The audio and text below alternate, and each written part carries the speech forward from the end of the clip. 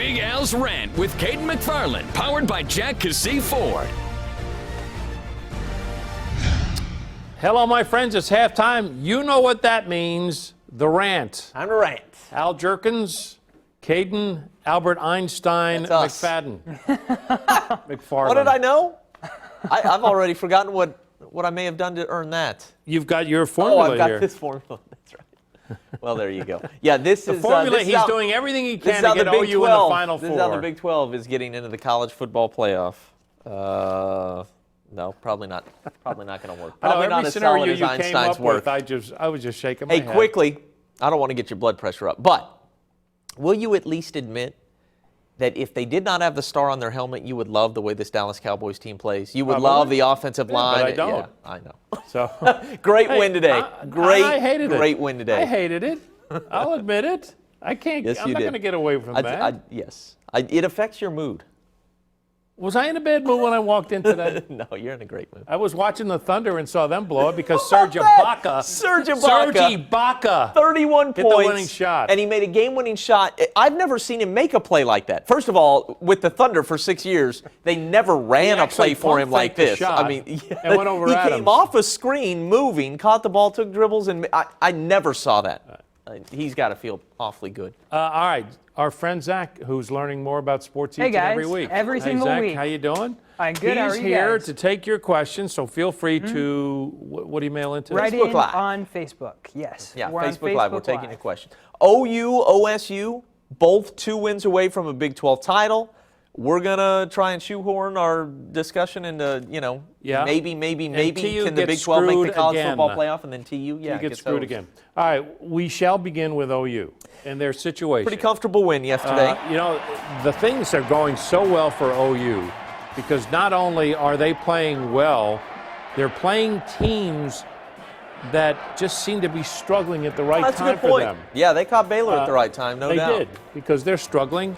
Bryles, the young Bryles, is in NCAA hot water. Mess, This has nothing to do with the sexual assault situation. Yeah. This is something completely different.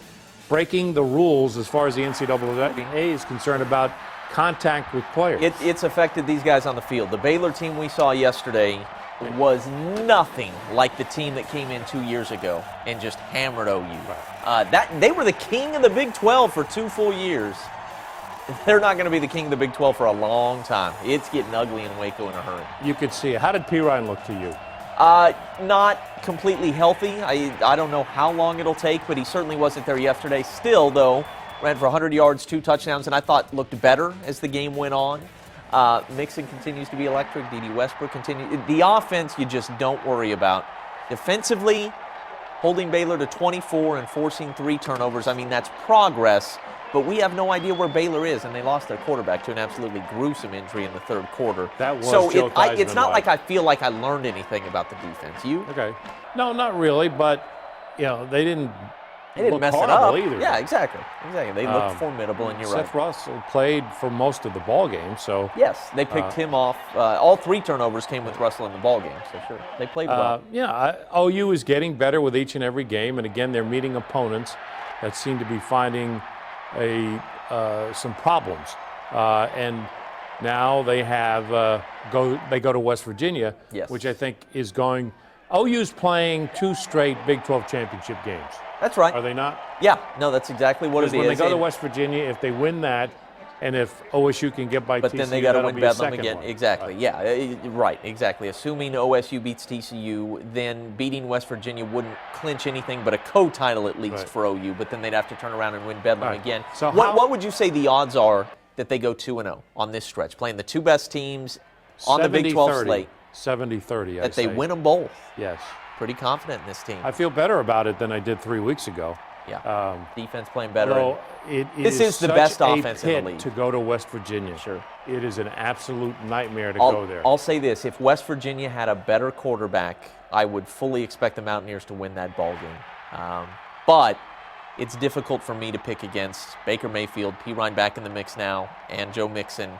With the defense that's starting to look serviceable. I don't think they're going to play fantastic football in Morgantown, the defense I'm talking about, but surely you can hold Skylar Howard 35 or less, and to me, OU should win every game where their defense does at least that.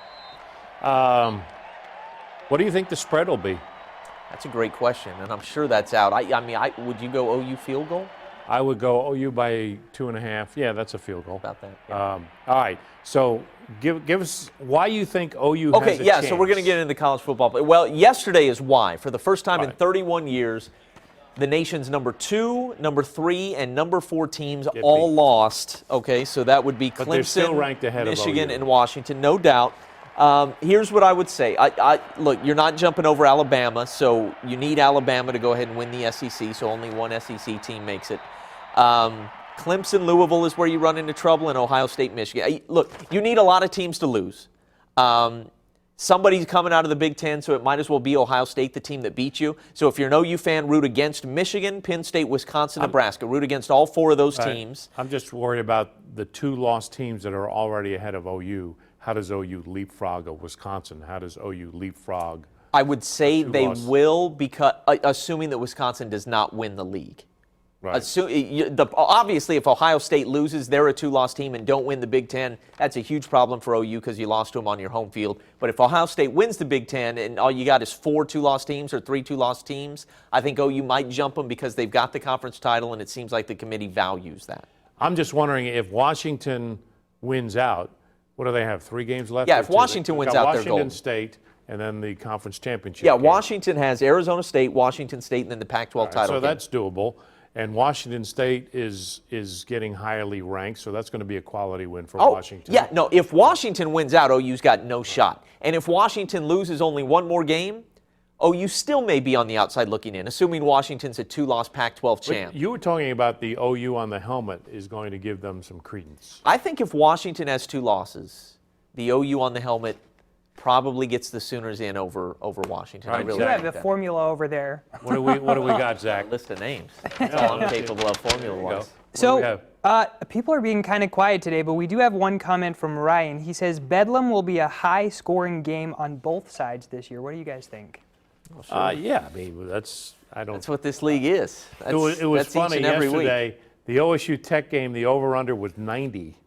Yeah. And that missed extra point, which we are going to see in a moment, Let's go and roll it held now it under while we're talking the about 90 it. total. Those Vegas guys know what they're doing, don't they? Is that not incredible? And the also, OU game- OU could have scored at the end, right? Baylor would have Baylor. covered if they had scored on that final drive where they went down at the 1. So 1 yard. Anyway. This isn't an NFL extra point that this kid No, missed. this is still a this college. is a good old-fashioned, This is set still it up from 20 the yards. 2-yard line or whatever. All right, so now the second guesser, should they have gone for 2? I thought they would. Didn't you think they would? Just Texas Tech. They Why gamble. not? That's what they do. What do they had to lose? You know, Gary Griggs, Gary, he's a little high-strung, our photographer. We were driving back from Norman. We're listening on the radio, and as it happens, I thought he was going to drive us into a ditch. He lost it. He could not believe they would miss the extra point. And I said, Gary, it's Texas Tech. They got some bad mojo going. And Oklahoma State now 11-1 in their last 12 one-score games. Is Mike Gundy living right, or is Mike Gundy living right? And the one game that he did lose in that scenario was the game that they shouldn't have lost. Still says they haven't lost. The Central Michigan game. Yeah, come on. Here's what I can say when you're 11-1 in your last 12 one-possession games. One, it's not an accident. They're really good in these situations. They've got a poised quarterback, and I think a team that's poised. Number 2, you're also lucky because nobody goes 11-1 because they're just that good in hair, close man. games. It's the mullet, man. baby. I'm glad he didn't shave it after the Central Michigan loss. I think that was wise on Mike Gundy's part. Keep winning these close ones. Yeah, but it is really getting noticed. What do you think at TCU? TCU, of course, beat Baylor by 40 last week. Who can figure TCU? I can't. I can't figure them out. They've looked like the Coming off a 7th bye place week, team in right? this league, and they've looked like a 2nd place team in this league. What scares me is they're coming off a bye week. Sure, that's probably frightens Mike Gundy a little as well. Yes, but I think I can't answer that question. I really can't. Gundy's This played is a him game well. that is really hard to handicap. Sure, I agree. Gundy's played him well. I think he's 3-1 against TCU, but Patterson's so good defensively. I bet he finds a way to take away OSU's running game, which has been resurgent. Justice Hill and Chris Carson running the ball. But it's easier to stop. Absolutely. than the passing game. Absolutely. So do you overload to stop the run just to take that out of the equation? I bet he finds. He'll take away something. Patterson's too good not to take away something. This game's going to be close too. Well, okay. So how much can you take from the TCU win over Baylor? Because we know Baylor is a wounded outfit now. Not much, other than they had a good game plan. They played well. They played hard, and like you said, the week off. I think TCU's going to be a handful, but I bet you this thing comes down to the very end, just like every OSU game it seems these days. All right. I'm going to start out calm. I'm going to try to remain Here calm. we go. The formula's gone. This is where Big Al gets heated. I am really sick and tired of officiating. It's gotten With regard to a to point, TU only, or are you talking everything here? Well, everything. But in particular, this week, the TU game. Yeah. This was bad. This one was inexcusable. Agreed. And I'm getting tired of it. And I have nothing against officials in their real jobs. I'm sure they're fine people.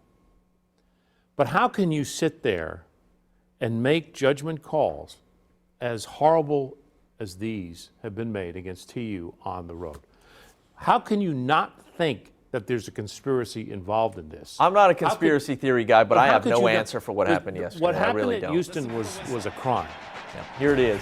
And this is you the hear video it? where you can listen for the whistle, correct?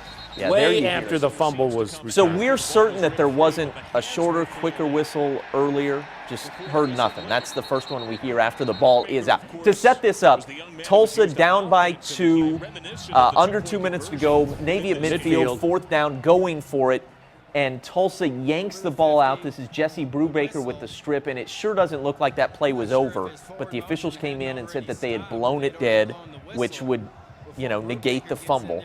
And boy, here's they my don't point. mess this up usually. They allow the forward progress to give Navy the first down. They didn't blow the whistle then, but all of a sudden the whistle was blown after the. You can't have it both ways. Absolutely.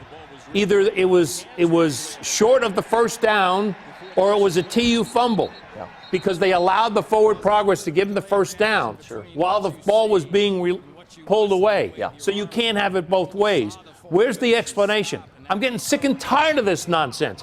We have the replays that are supposed to correct these kind of things, and the replay officials are just as horrible as the guys on the field in these situations. I'm getting sick and tired of it. Get it right. Get it straight. This is nonsense. You're ruining the game. Certainly ruined TU's conference championship hopes, because we're going back to Houston, where a blown call, a 12th man on the field, was not caught. And that would have put TU in a great position to tie that game, maybe win it going for 2 or in I don't care what excuse they come up with.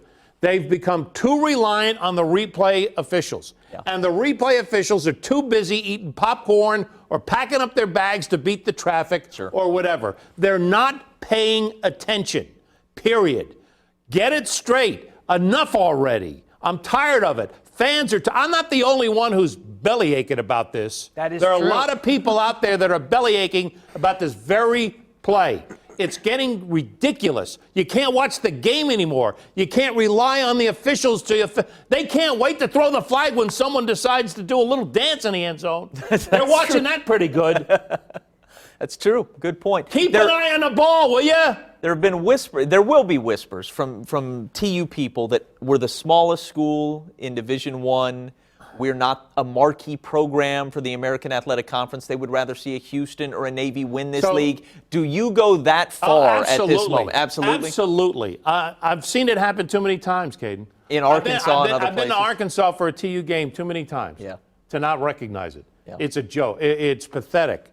And I don't, listen, I'm sure you're fine people in your main jobs, but you're not getting it right on the football field, okay? Period. It's an absolute shame, because this TU team has played so well and so hard, and it's just, man, it's like a punch to the stomach that they are that close to being undefeated and leading the American West Division right now. I don't care how big your school is. It's all relative. These are football players, too. These are kids that are trying to go to class, too. These are kids that are trying to win, too. Yeah. These are kids that go to the weight rooms, too. Do we have anything on this? Yes, we do. We have a couple of comments. Ryan simply saying, amen, to Big Al's rant. Sunday. It's Sunday. Mark says TU got robbed, and Keith simply says yes. Yeah. Okay. See, they're short and just sweet. assume they're agreeing to everything. I had to get it out because No, it bothered you. I could tell. Yeah, I got your text yesterday before I had seen it, and I was in Norman, and I could just tell this thing had to be bad. And then when you showed it to me, it was probably even worse than I thought it would be, to be honest. Do you agree with this comment, though? Patty just said, someone should be fined regarding this play or suspended from officiating in a few following games. well, Do you agree we with that? don't know exactly what they do with officials. Apparently, they get reprimanded. They don't want to make it official because, for whatever reason. We've seen it behind the scenes. We haven't seen the crew that blew the game in Houston do a TU game yet this year again. Yeah. So maybe because I know that the TU officials got into it pretty good with the American Athletic Conference officiating crews, the main office over the Houston game. So I Right. can't imagine This is what worse. is transpiring now. I don't know This- that it's worse because it was an obvious, egregious error with Houston. But in some ways, this was more costly. You know, you were down 2, you drive 20 or 25 yards for a right. field goal attempt to win it, and you're in first place, is the bottom line. Boy, it's hard to see. And, you know, what's tricky is an official may think to himself that he blew his whistle, but they should be able to go back and listen. Don't you think? When it's this big, when it's this important, that's what and I'm we've got that saying, video, Cayden. they should be able to go back and listen for the whistle. You didn't stop it in time. The cop-out is they don't have irrefutable evidence. Baloney.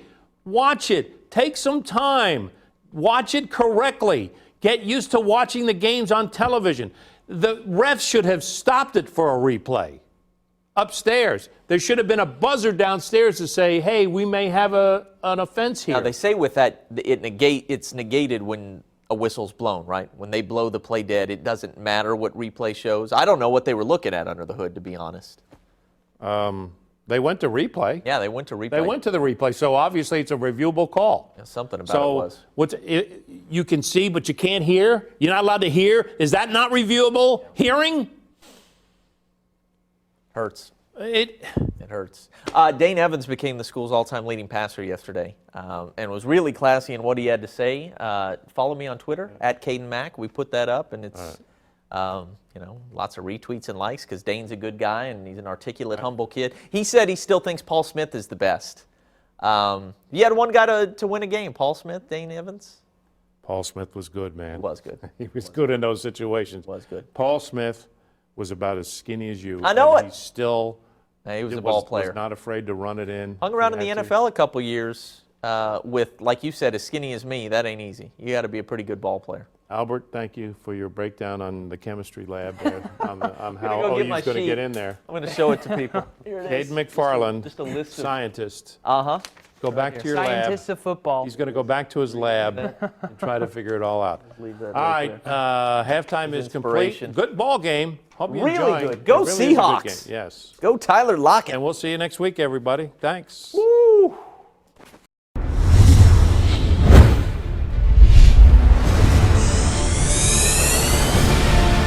Big Al's Rant with Cayden McFarland, powered by Jack Cassey Ford.